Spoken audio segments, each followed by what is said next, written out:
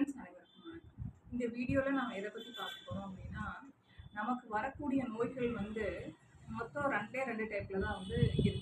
சரிங்களா? நோய் எதனால் வருது அது வந்து தனி காரணம். இப்போ வந்து வந்த நோய் வந்து 2 கேட்டகரியில் நம்ம பிரிக்கலாம். சரிங்களா? ஒன்று திடீர் நோய்கள், இன்னொன்று நாள்பட்ட நோய். இந்த திடீர் நோய்கள் அப்படிங்கிறது வந்து பார்த்தீங்கன்னா வாமிட்டிங், பேதி ஆகிறது, காய்ச்சல் வருது, வயிற்று வலி வருது, தலைவலி வருது. இது வந்து பார்த்தீங்கன்னா ஃபாஸ்ட் 3 டேஸ் உங்கள் லைஃப் ஸ்டைல் செக் பண்ணிங்கனாவே தெரியும் அதுக்கான காரணம் என்ன அப்படிங்கிறது வந்து நீங்களே ரியலைஸ் பண்ண முடியும். சரிங்களா? இதே நாள்பட்ட நோய்கள் எந்த நோயாக இருந்தாலும் சரி, uterus related problem, kidney related problem, then வந்து ulcer related problems, migraine issue. So இந்த மாதிரி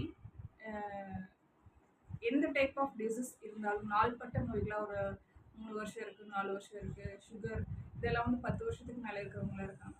ஸோ இதெல்லாம் வந்து ரெக்கவர் ஆகணும் அப்படின்னா குறைஞ்சது ஒரு தொடர் சிகிச்சை அப்படிங்கிறது வந்து கண்டிப்பாக வேணும். இதுக்கு ஒரு குறைந்தபட்சம் ஒரு 6 மாத காலமாவது டைம் எடுத்துக்கணும். இந்த மாதிரி நாள்பட்ட நோய்கள் வந்து குணமாகிறதுக்கு ஒரு 6 மாத கால சிகிச்சை வந்து கண்டிப்பாக வந்து தேவை. சரிங்களா?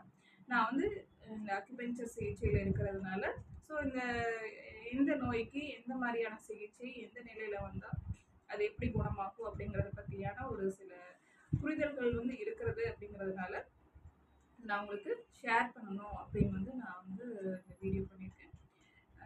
கமெண்ட்டில் உங்களுக்கு என்ன டிசீஸ் இருக்குது, அது எப்படி ரெக்கவர் பண்ணிக்கலாம் அப்படிங்கிறது ஒரு கொஷினாக போட்டீங்க அப்படின்னா அடுத்தடுத்த வீடியோ வந்து அதை பற்றியதாக